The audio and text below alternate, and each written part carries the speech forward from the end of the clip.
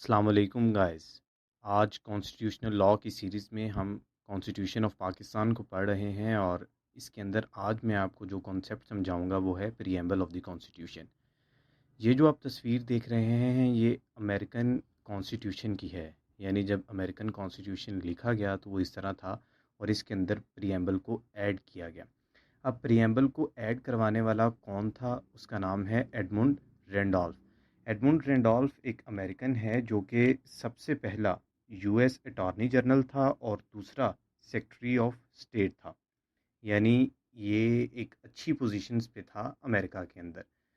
और इसका व्यू क्या था, वो कहता है कि प्रिएम्बल को कॉन्स्टिट्यूशन के अंदर ऐड करवाने का मकसद ये है कि ये जो कॉन्स्टिट्यूशन है ये एक फ़िलोसॉफ़िकल डॉक्यूमेंट नहीं बन जाए, ये एक लीगल डॉक्यूमेंट बने।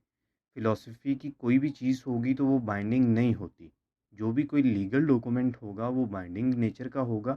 इसीलिए इसने ये कहा अमेरिकन्स को कि इसको ऐड किया जाए और इसके कहने पे ही ऐड किया गया। आगे आप ये N.A. पालिखावाली ये एक इंडियन हैं और बहुत बड़े वकील थे और एक एमिनेंट ज्यूरिस्ट भी थे।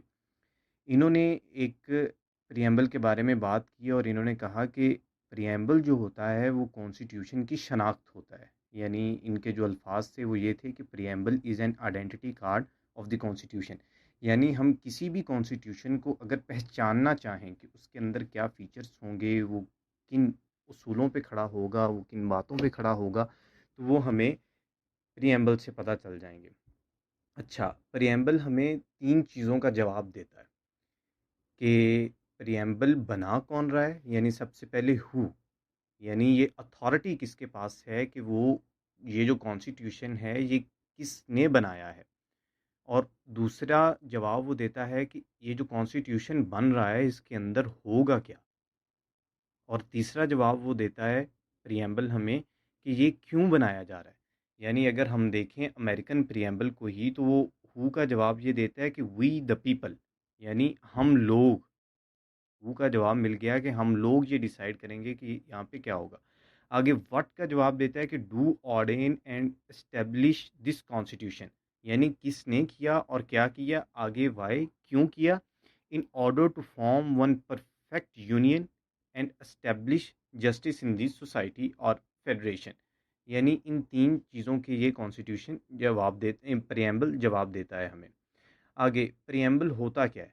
प्रिएम्बल एक इंट्रोडक्टरी चीज़ है किसी भी कॉन्स्टिट्यूशन के अंदर और इसका लिटरल मीनिंग अगर हम कहें तो वो बन जाएगा introductory definition of the constitution.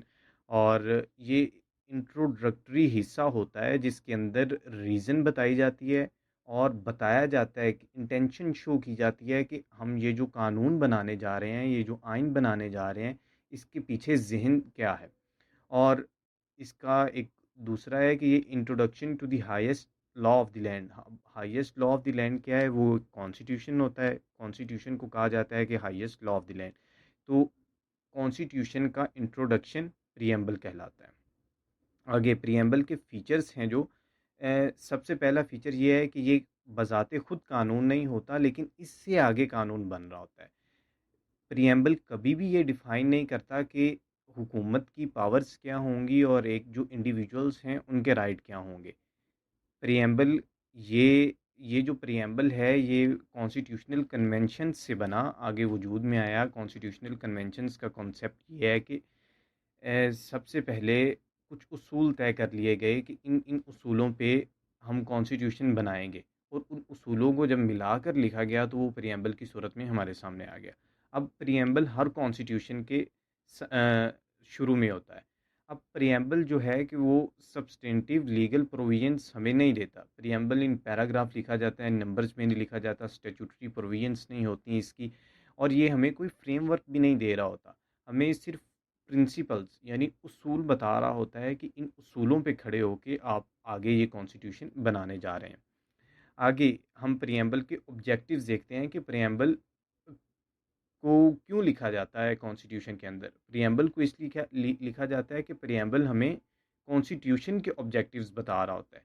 और प्रिएम्बल एक चीज़ क्लियरली कम्युनिकेट कर रहा होता है कि जो फार्मर्स ऑफ द कॉन्स्टिट्यूशन हैं, यानी कॉन्स्टिट्यूशन बनाने वाले हैं, उनकी इंटेंशंस क्या हैं, और वो ये जो कानून बनाने जा रहे हैं, आइन बनाने जा रहे हैं, उसका मकसद क्या है।